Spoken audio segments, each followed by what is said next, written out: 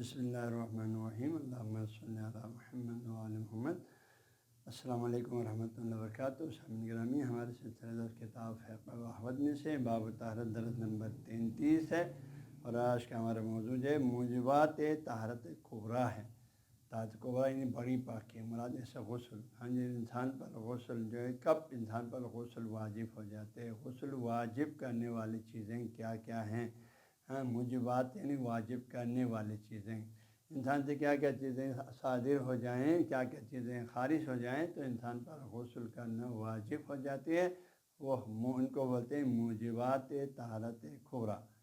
تو شاہ فرماتے ہیں وَأَمَّا بہر الموجبات طہارت الکبریٰ، بہر واجب کرنے والی چیزیں بڑی پاکی کو، یعنی غسل کو، بڑی پاکی غسل واجب کرنے والی چیزیں کیا ہیں۔ فرماتے ہیں ان میں سے پہلی چیز فل جنابت، پہلی چیز جنابت ہے۔ اس کی تشریح بار ہے، غسل جنابت عام طور پر جو ہے میاں بیوی کے تعلقات سے جو ہے انسان کی جو حالت طاری ہو جاتی ہے اس کو جنابت سے تعبیر کرتے ہیں، اس وجہ سے انسان پر جو غسل کرنے واجب ہو جاتی ہے عام طور پر اسے کہ جنابت کہا جاتا ہے، لیکن تفصیلات ابھی آ رہا ہے۔ والحیض، اور جو ماہانہ سسٹم جو خواتین کو لائق ہوتی ہے، اس کے لائق ہونے سے ہو کر پاک ہونے کے بعد، ماوری کے پاک ہونے کے بعد جو غسل کرنا واجب، تو حیض بھی موجبات غسل میں سے۔ والنفاس، نفاس خون نفاس، جب خاتون اولاد کے پیدا ہونے کے بعد جو ہے خون کچھ دن آ جاتے ہیں، کچھ کسی کے لیے صرف جو ہے ایک لحظہ، کسی کے لیے جو ہے 40 دن تک، کسی کے لیے جو شاذ و نادر 60 دن تک کا بھی امکان شاست کے تعلیمات کے مطابق، تو اس خون کے بند ہونے کے بعد بھی جو ہے غسل واجب ہو جاتے ہیں۔ والغسل المیت، اور مردے کو دہنے یا چھونے کے بعد بھی غسل واجب ہو جاتی ہے۔ اس کی تفصیلات ابھی آ رہے ہیں، تو شاذ فرماتے ہیں آگے تفصیلات میں۔ اب غسل جنابت کب لاحق ہوتی ہے، مطلب طور پر جنابت کا غسل کب واجب ہو جاتی ہے۔ فرماتے ہیں حل جنابت، پر غسل جنابت، جنابت کے تحصل حاصل ہو جاتے، یعنی واجب ہو جاتے انسان پر بانزال المنی، جو ہے جوہر حیات کے خارج ہونے پہ، منی کے خارج ہونے پہ جو غسل جنابت واجب ہو جاتے۔ اب یہ اس کا نکلنا بھی آئی حال کا نہیں، کسی بھی حالت میں ہو، پھر میں نیند کی حالت میں نکلے، خواب دیکھا اس میں نکلا، بیدار ہوا، یا کسی اور وجہ سے پھر میں نیند میں نکلے، او یقظت، یا بیداری کی حالت میں نکلے، بالاختیار یا اپنے اختیار سے نکلیں، اور بغیر الاختیار یا اپنے اختیار کے بغیر نکلیں، جس صورت میں بھی اس جوہر حیات خارج ہو جائے انسان سے، اور اس پر غسل جنابت واجب ہو جائے گا۔ اب یہ پانی جو ہے، یہ جس چیز سے غسل واجب ہو جاتی ہے، اس کی علامت کیا ہے، کیونکہ اس جگہ سے جس مقام سے خارج ہونے والی چیزیں کئی چیزیں ہیں، پیشاب بھی ہے، ودی بھی ہے، مزی بھی ہے، تو اس چیز کا جس سے غسل واجب ہو جاتے اس کی علامت کیا ہے۔ فرماتے ہیں وہ علامت ہو، یہ وہ پانی ہے جس کی وجہ سے غسل واجب، اس کی علامت یہ ہے التدفق ہو۔ تدفق کا معنی لغت والے لکھتے ہیں گرنا، زور سے گرنا یا اچھل کر گرنا، اس معنی میں اچھل کر نکلے، شیئن فشیئن، تھوڑا تھوڑا کر کے اچھل کر نکلے، اور ساتھ ہی تلذذ، اور انسان کو جو ہے لذت محسوس کرے بخروجی، اس پانی کے نکلنے کے ساتھ ساتھ۔ تو پھر یہ وہی پانی ہے جس کی وجہ سے آپ کو، جس کو جوہر حیات کہا جاتا ہے، اسی سے انسان کی تخلیق کی ابتدا ہو جاتی ہے، اور اس پر جو شخص پر جس سے یہ چیز خارج ہو اس پر غسل واجب ہو جاتی ہے۔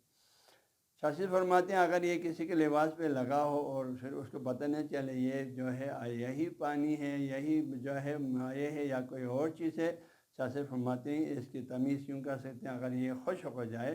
تو اس کو بو کریں تو انڈے کی سفیدی کی بو جیسی اس سے بو آتی ہے۔ اگر کسی کو اس کو شک ہو جائے بعد میں کہ یہ کون سی چیز ہے جو میرے کپڑے پر لگا ہوا ہے، تو پھر اس کو بو سے آپ پہچان سکتے ہیں۔ شاذ فرماتے کو انڈے کی سفیدی کی بو آتی ہے۔ وکانت رائحتہ، اور ہے اس کا بو متمیزتاً، ممتاز سے، الگ تھلگ کے، انصاری، ان تمام چیزوں سے جو ساری ماں، وہ تمام چیزیں تو خرج من سبیل، جو اس راستے سے نکلتی ان سب سے اس کا بو الگ ہے۔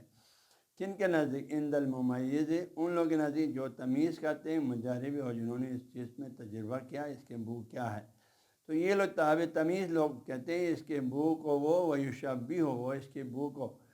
تشبیہ دیتے ہیں المجربون تجربہ رہنے والے لوگ کس چیز سے؟ برائحتی بو بیاض سفیدی بیس انڈے کے، انڈے کی جو ہے سفیدی کی بو سے وہ لوگ تشبیہ دیتے ہیں۔ برائحہ بو بیاض سفیدی بیس انڈا، یعنی انڈے کی ترجمہ الٹا کرو، انڈے کی سفیدی کی بو سے تشبیہ دیتے ہیں۔ کب؟ اذا کان یابسن، جب وہ انڈے کی سفیدی خشک ہو تو اس سے جو بو آتی ہے، یہ پانی بھی جب خشک ہو جائیں تو اس کی بو اس سے بالکل مشابہ ہو جاتی ہے۔ ویسے اگر اشتباہ ہو جائے تو اس طریقے سے اس کو پہچان لو۔ تو ایک تو یہ ہے، اس وجہ سے غسل واجب ہو جاتی ہے۔ دوسری وجہ غسل جنابت کا بھی علاج الحشوتی، یا کسی جو ہے مرد کا مخصوص مقام داخل ہو جائے، فی فرج من الفروج، فرج کے معنی کشادہ جگہ کے معنی میں مراد اس سے جو ہے اپنی سمجھا اپنے زوجے کے مخصوص مقام میں داخل ہو جائے۔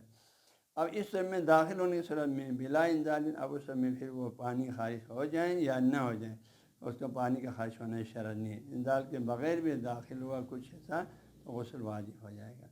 فنائم و پس آگے یہ بات دو وجوہات ہو گیا، دو چیزوں سے، ایک دخول سے، ایک اس پانی کے خارج ہونے سے، جس وجہ سے بھی ہو غسل واجب۔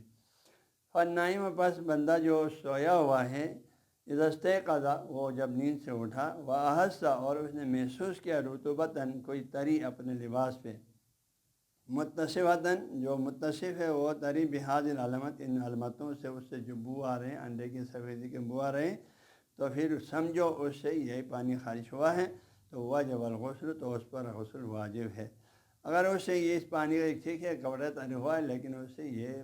شک نہیں ہو رہا اور یہ انڈے کی سفیدی کے بو سے بالکل نہیں آ رہا ہے، تو پھر وَإِلَّا فَلَا، ورنہ اس پر غسل واجب نہیں، یہ کوئی اور چیز ہے، اس کو دھونا ضروری ہے باقی کے لیے، اما غسل واجب نہیں ہے۔ تو پھر وہ پانی جو ہے یہ خشک نہ ہو تو فیکون ودین، تو یہ پانی یا تو ودی ہوگا، ایک سفید پانی ہوتی ہے اسی جگہ سے نکلتی ہے پیشاب کے بعد، اور مزین یا مزی ہے، ان دونوں پر غسل واجب نہیں، ان کو دھونا واجب ہے، ہاں جی، لباس بھی ہو جہاں بھی اس کو پاک کرنا واجب ہے، لیکن اس پر غسل کرنا واجب نہیں ہے۔